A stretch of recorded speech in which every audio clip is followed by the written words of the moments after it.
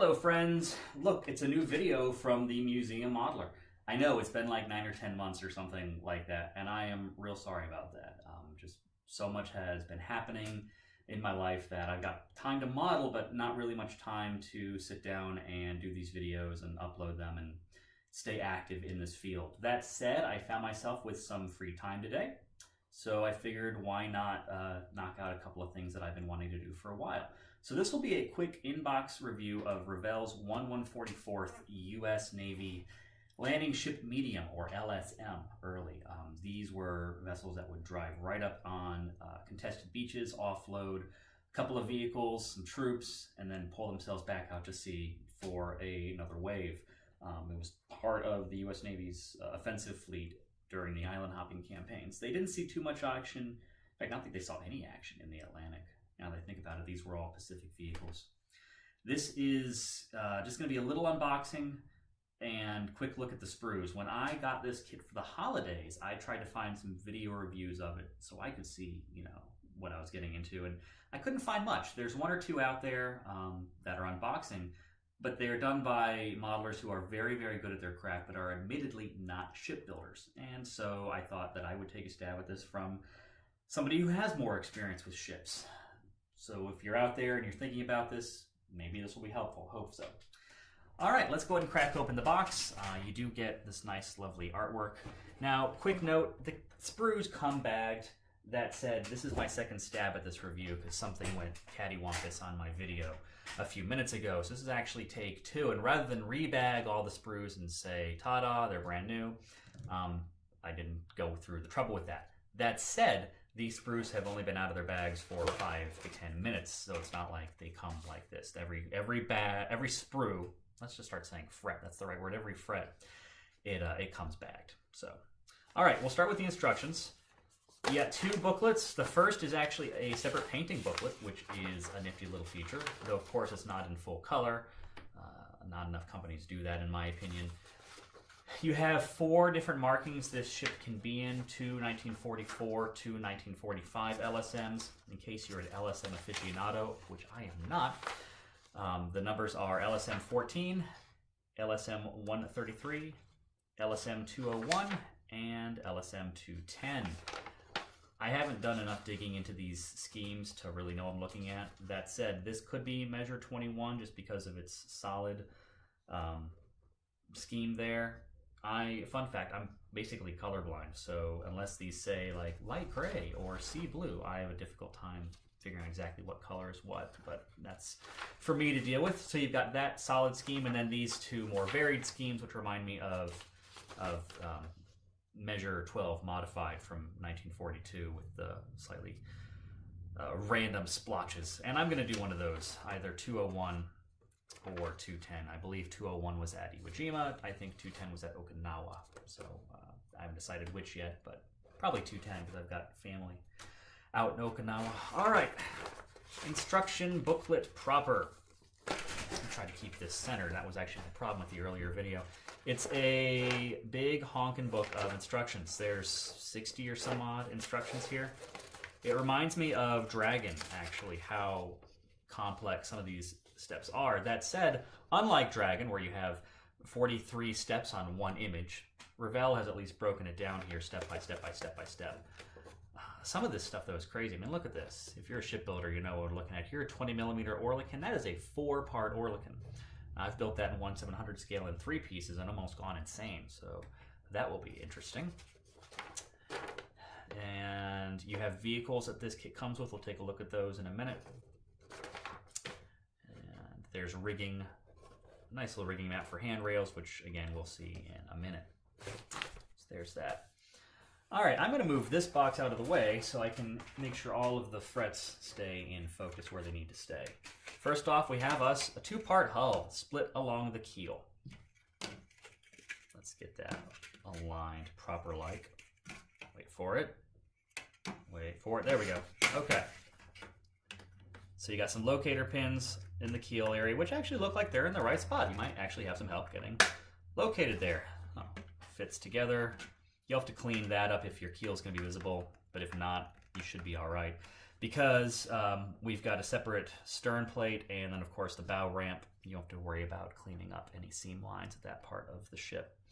Now this is full hull, but there is a waterline score mark on the inside of the hull if you wanted to waterline that. I can imagine this being difficult to precisely waterline with it in 2 halves, but I also couldn't comprehend hacking through that wide of a hull and getting that line precisely done. So I'm not sure exactly how I'm going to get the ship in the water. I am going to get it in the water. I don't really care for putting ships on displays. I like them being in action. Because the water line on this ship, or the draft rather, is so narrow to scale here, it's only about 1/2 inch. That shouldn't be too hard to... oh, and also with the lines being so perpendicular, this shouldn't be too hard to sink it into some foam or something. But those are some options to consider. Okay. Next large fret has us some sidewall bulkheads. Actually, no, those are here. And then these are walkways that go along each side of the ship. Now, if you know me, you know I'm not an LSM guy. I'm a carrier guy, so I couldn't tell you what that part of the deck would be called. But long story short, you have a bay, let's call it a hangar deck for lack of a better word, in the middle of the ship, and then elevated walkways along each side of it for the crew, and that's what these are here. Here's your loading bay ramp with lightning holes. In this scale, I guess it's not too hard to do that.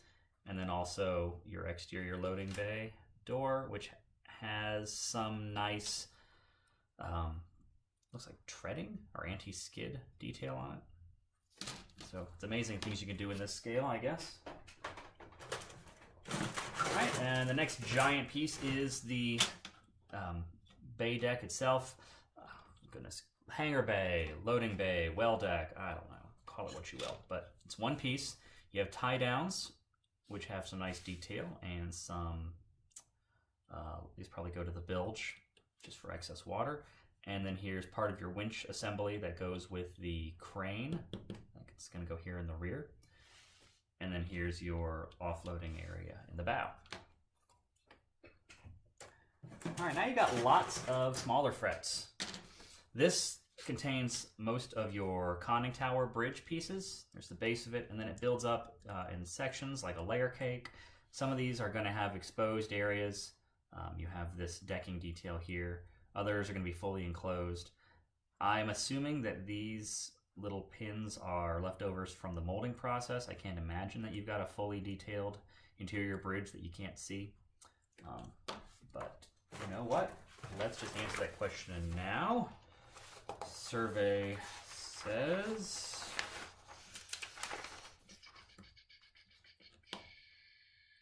oh my goodness, you do. So your top level, let me move this here. Your top level of the bridge is exposed, is open.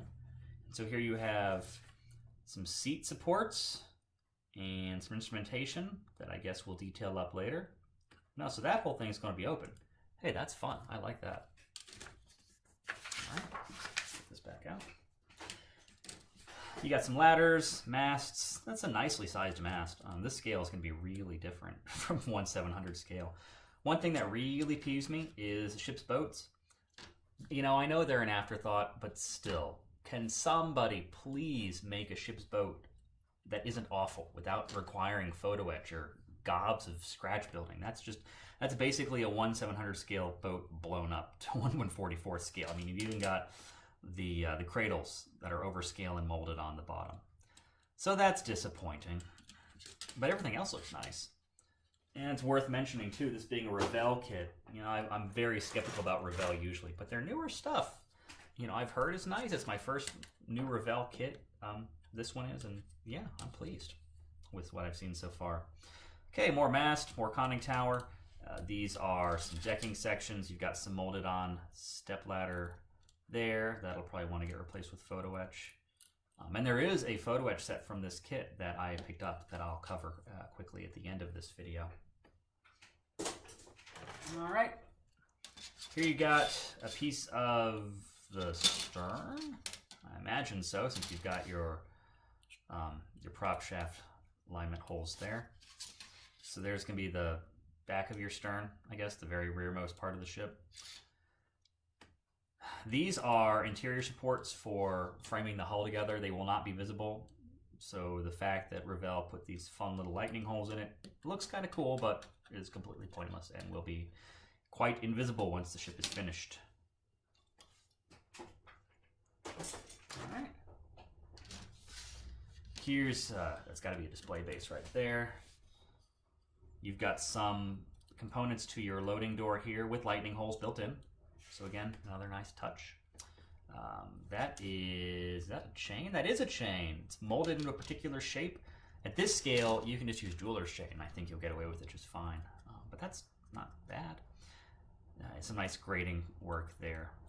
And then here's your doors that open up. And they have pins on them. I've heard that you can open and close them, keep them movable. I'm not going to do that, but I've heard some people can. I'm going to have the doors actually closed up, the ship en route to landing. Okay, smaller little fret here. We got some props. These will be good if you're doing full hull. They don't look like they need a replacement. They're not that bad. I mean, of course, something brass would be more in scale, but those are certainly acceptable. Some anchor pieces here. There's your forecastle. These look like pneumatic rams. That must be part of your door assembly there. Yeah, given the shape of it, that's got to be the door's hinge on those dots. Looks like a paravane, but that can't be, so couldn't tell you what that is. Piece of equipment. All right. Another small fret. This is most of your rear anchor.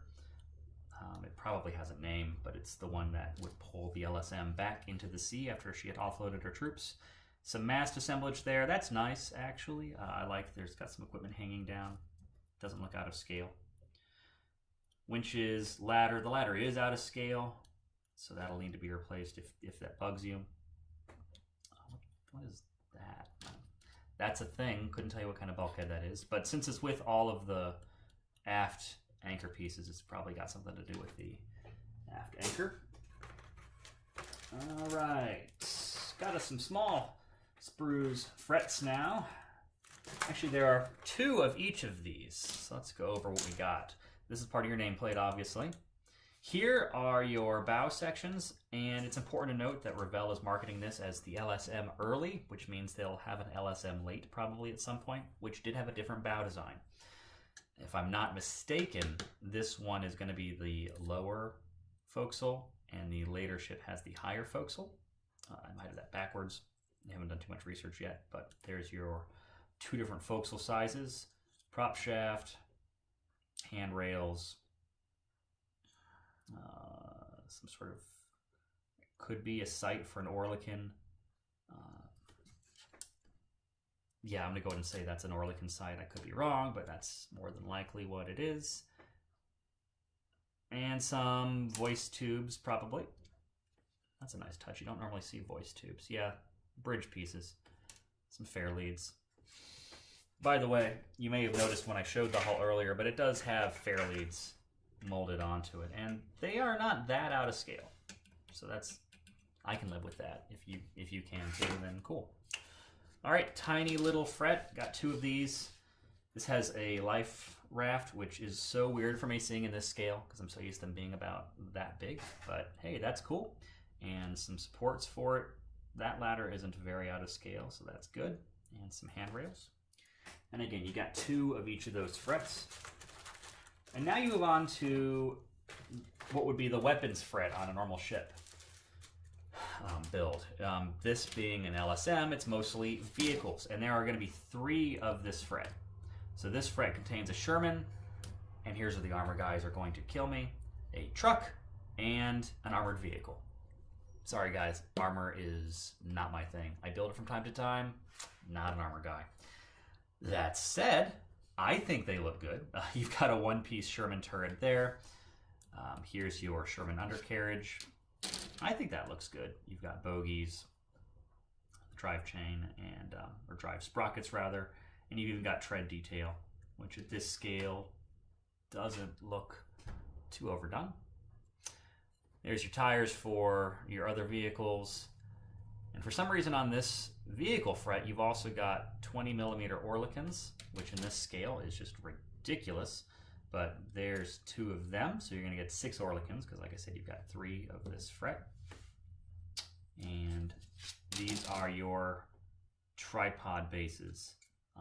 These are not pedestal base Oerlikons. These are the tripod. I'm not sure if that's accurate. I would have thought that they'd gone to... Oh, you know what? It is accurate because the tripod was later. Okay, ignore me. Undercarriage of your vehicle, more life rafts, etc. And then you have 3 of this fret. These are all of your handrail stanchions. There are tons of them. And if you remember, I mentioned earlier, these deck pieces, flip it over, and there's your guide holes for the handrails. They're actually numbered too by the right size, 1, 2, and 3. So there are so many holes to drill, but hey, that's fine if they're in the right spot. And the handrails don't look bad. I am going to replace them with photo etch more than likely, just because they're a little thick, but they don't look bad. Here's bridge windows, complete with eyebrows. So that's a nice little touch there. They seem to be in scale. Some bollards. Wish I could tell you exactly what the rest of these miscellaneous pieces here are, but I can't yet. Probably some sort of bridge equipment. And then lastly, you get yourself a fun little Revell string deal here. Don't know what it's called, but this is going to be for your railing. I'm not going to use this. It's a little bit thick. I'm going to use Easy Line or maybe some Infinity Wire, but at least it comes with it. So you have yourself an option there for railing.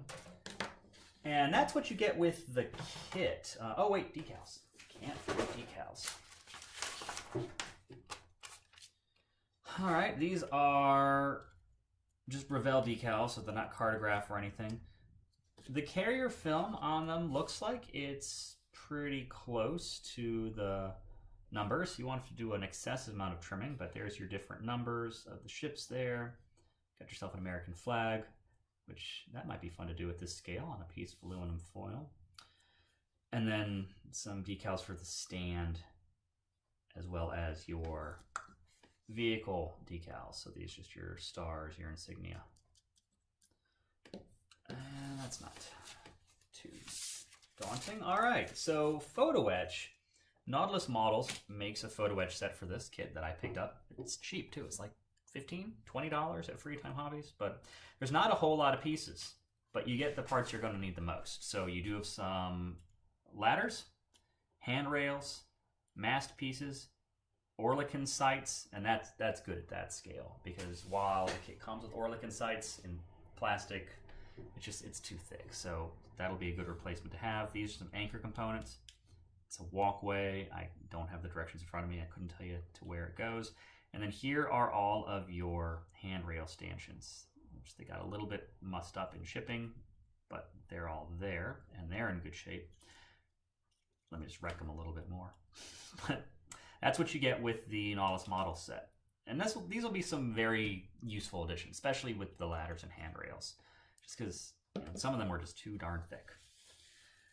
All right, lastly, I do want to point out that in this scale, it is hard to get people. You can do the ship, with no crew, like static model, but that's not my style. So I did pick up some N-scale figures from a train show. If I'm not mistaken, N-scale is something like 180, so a little bit smaller than 1/144. But not much. I'll pull a couple of them out here. Of course, you got to repaint them because they're people waiting for a train. But by comparison, I do have a few 1/144 scale people here from a Dragon aircraft carrier little vignette. And yeah, they are smaller, but not by an awful lot. They're like the teenage version of the 1/144 scale people. So, let me say him right there. With just this crew and none of the larger examples, I don't think it's going to be a noticeable difference. They could always just say that it's a ship crewed by hobbits, but I hope I don't have to go that way. I think that these are going to be a nice solution. I wish that there were more 1/144th scale accessories sets out there. It seems to be a fun scale. I don't have a whole lot of experience with it, but this will be a good introduction to it, I hope. Okay, well, I'm going to take a look at this video and see if everything looks good on it, and if so, get it uploaded. I hope that you've enjoyed this quick little look at Revell's 1/144th Landing Ship Medium Early Kit. Thank you for watching this video. Thanks for subscribing and sticking with me during the long drought of no videos. As always, check the Facebook page, Museum Modeler, M-O-D-E-L-E-R, 1L, not 2. The blog, which is really infrequently updated. In fact, the next update will probably be this video. So if you found me through that, great. If not, and you've never been there, do check it out. I've got some older stuff that I wrote that I still think is worth reading and is pretty relevant to the hobby. And I have plans for more stuff to put on there. With luck, I'll get around to it in the near to mid-term. All right, thanks for watching this. Hope you've enjoyed it, and have yourselves a great day, everybody.